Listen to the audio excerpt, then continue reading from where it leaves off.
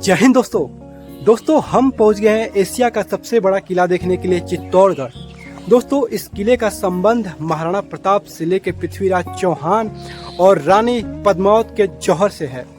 दोस्तों यह किला इतिहास का सबसे खूनी लड़ाइयों का गवाह है।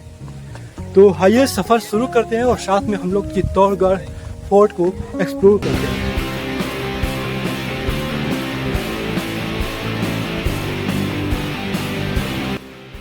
तो दोस्तों चित्तौड़गढ़ पहुंचते ही हमने बुक कर लिया है ऑटो, क्योंकि 2 घंटे बाद हमारी ट्रेन है, इसलिए 1 घंटे के अंदर मुझे एशिया का सबसे बड़ा किला को एक्सप्लोर करना है। दोस्तों इस विशाल किले में प्रवेश करने के लिए कुल 7 दरवाजे बने हुए हैं। इन 7 के नाम हैं पांडव पोल, भैरव पोल, हनुमान पोल, गणेश पोल, लक्ष्मण पोल और जो किले का आखिरी और मुख्य द्वार है राम पोल। दोस्तों इन सभी को पार करके ही किले के अंदर प्रवेश किया जा सकता है। दोस्तों चित्तौड़गढ़ फोर्ट में एंट्री के लिए यहाँ से 40 रुपए का टिकट लेना होता है। कुंभा पैलेस। दोस्तों राजपूतों के अदम्य साहस का प्रतीक माने जाने वाले विशाल चित्तौड़गढ़ के दुर्ग में परिसर में बसा यह कुंभा पैलेस इस किले के प्रमुख दर्शनीय स्थलों में से एक है। दोस्तों इस महल को चित्तौड़गढ़ किले का सबसे प्राचीन स्मारक भी माना जाता है। उदयपुर नगरी को बसाने वाले राजा उदय सिंह का जन्म भी इसी महल में हुआ था।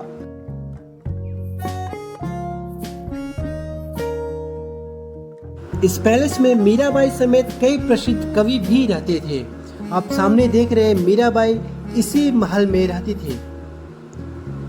दोस्तों इस महल में कई सुंदर मूर्तियां भी रखी गई है, जो कि इस महल के आकर्षण को और अधिक बढ़ा रही हैं। दोस्तों इस भव्य किले के निर्माण कब और किसने करवाया इसकी कोई पुख्ता जानकारी नहीं है, लेकिन महाभारत काल में भी इस विशाल किले का होना बताया जाता था। इतिहासकारों की माने तो इस विशाल दुर्ग का निर्माण मौर्य वंश के शासकों द्वारा 7वीं शताब्दी में करवाया गया था। अब दोस्तों यहाँ एक सुरंग बना हुआ है जो लगभग 1 किलोमीटर का है। जहाँ ये सुरंग खत्म होता है वहाँ एक तालाब बना हुआ है। ऐसा कहा जाता है कि रानी पद्मावत इसी सुरंग के द्वारा स्नान करने उस तालाब में जाती थी, जो आगे चलकर हम आपको वह तालाब दिखाने वाले हैं। और स्नान करने के बाद वापस इसी सुरंग के द्वारा महल में अपनी आती थी। यहाँ पर प्रत्येक दिन राजस्थान पर्यटन विभाग द्वारा साउंड और लाइट शो भी किया जाता है, जो काफी दिलचस्प होता है और इस शो को देखने के लिए दूर दूर से सैलानी आते हैं। राजस्थान की शान माने जाने वाले चित्तौड़गढ़ के इस ऐतिहासिक किले पर कई हमले और युद्ध भी किए गए, लेकिन समय समय पर राजपूत शासकों ने अपने अदम्य साहस का परिचय देते हुए इस किले की सुरक्षा की। दोस्तों 700 एकड़ क्षेत्रफल में फैले भारत के इस विशाल दुर्ग के अंदर शमिदेश्वरा मंदिर, मीराबाई मंदिर, नीलकंठ महादेव मंदिर इत्यादि शोभाम्यान है, जो कि न सिर्फ इस विशाल किले के आकर्षण को और भी अधिक बढ़ा रहे हैं, बल्कि राजपूत वंश के गौरवशाली अतीत को भी दर्शाते हैं।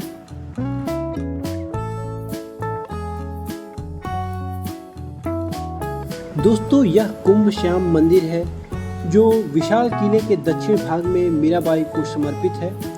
यहाँ पर कृष्ण भगवान और मीराबाई की प्रतिमा बनी हुई है, जो अपने आप में काफी अद्भुत और आकर्षक है।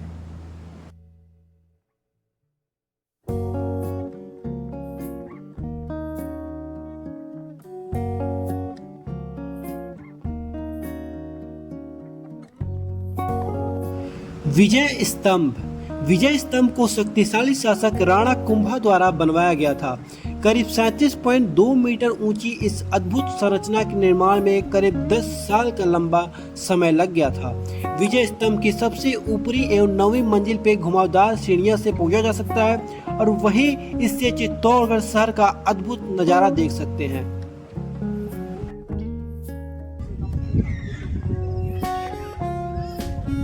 अब हम आ गए हैं दोस्तों रानी पद्मावत ने जहाँ जौहर लिया था वहाँ पे जौहर स्थल। दोस्तों चित्तौड़गढ़ पर कई बार मुस्लिम आक्रमणकारियों ने आक्रमण किए और जब जब चित्तौड़गढ़ परास्त हुआ तब वहां की वीरांगनाओं ने अपनी आन बान और शान बचाने के लिए जौहर आत्मदाह का रास्ता चुना। चित्तौड़गढ़ में 3 बार जौहर किया गया था। आज भी विजय स्तंभ के निकट इस जगह को जौहर कुंड के रूप में जाना जाता है। चित्तौड़गढ़ का पहला जौहर सन 1303 ईस्वी में राणा रतन सिंह के शासनकाल में हुआ था। जब अलाउद्दीन खिलजी ने रानी पद्मावती को पाने के लिए चित्तौड़ पर आक्रमण किया था। इस युद्ध में राणा रतन सिंह लड़ते लड़ते वीरगति को प्राप्त हो गए, जिसके कारण अपनी मर्यादा और स्वाभिमान को बचाने के लिए महारानी पद्मावती ने इसी जगह पर 16,000 अपने दासियों के साथ जौहर किया था। दूसरा जौहर 8 मार्च 1534 ईस्वी में शासक विक्रमादित्य के शासनकाल में लिया गया और तीसरा जौहर 25 फरवरी 1568 ईस्वी में राजा उदय सिंह के शासनकाल में लिया गया। भारत के इस विशाल चित्तौड़गढ़ दुर्ग को अगर विहंगम दृश्य देखा जाए तो यह मछली के आकार की तरह प्रतीत होता है। मौर्य काल में बने इस शानदार किले को राजपूताना और सिसोदियन वास्तुशैली का इस्तेमाल कर बनाया गया है, जो कि प्राचीनतम कृति का अनूठा नमूना है। यहाँ से दोस्तों चित्तौड़गढ़ शहर का अद्भुत नजारा प्रस्तुत होता है।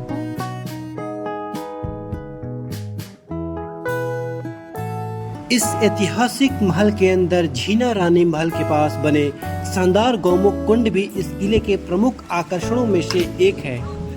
इसी कुंड में रानी पद्मावत भी स्नान किया करती थी।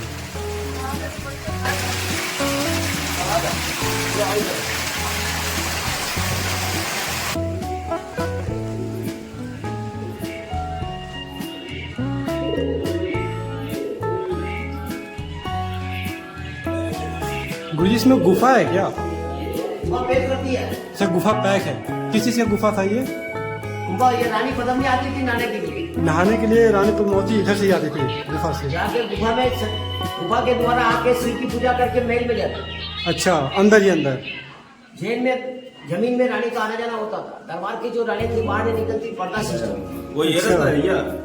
पूरा गौमुख कुंड है। ये गुफा को पैक कर दी इधर। ये है क्या गुफा का? यहाँ से रानी नहा के महादेव की हाँ, पूजा हाँ, करके उसके महल में जाती। 1603 में अलाउद्दीन खिलजी आया रानी को लेने के लिए, फिर भी रानी उसके साथ नहीं गई और 16,000 दासियों के साथ रानी ने चंदन की लकड़ी लगा के छोड़ कर आन बान शान के लिए मर गए, कट गए, मगर झुके नहीं। विजय स्तंभ के सामने जो चबूतरे बने हुआ रानी ने छोड़ दिया। 1303 में अलाउद्दीन खिलजी आया। ये हवन चलता 8 दिन के जाओ। अच्छा, यहाँ पर हवन चल रहा है। अब यहाँ पर दोस्तों रानी पद्मावत का एक काल्पनिक मूर्ति भी बनाया गया है। चित्तौड़गढ़ किला जो कि एशिया का सबसे बड़ा किला है, इसलिए इसको यूनेस्को द्वारा वर्ल्ड हेरिटेज साइट में भी शामिल किया गया है। दोस्तों हम पहुंच गए हैं पद्मिनी पैलेस।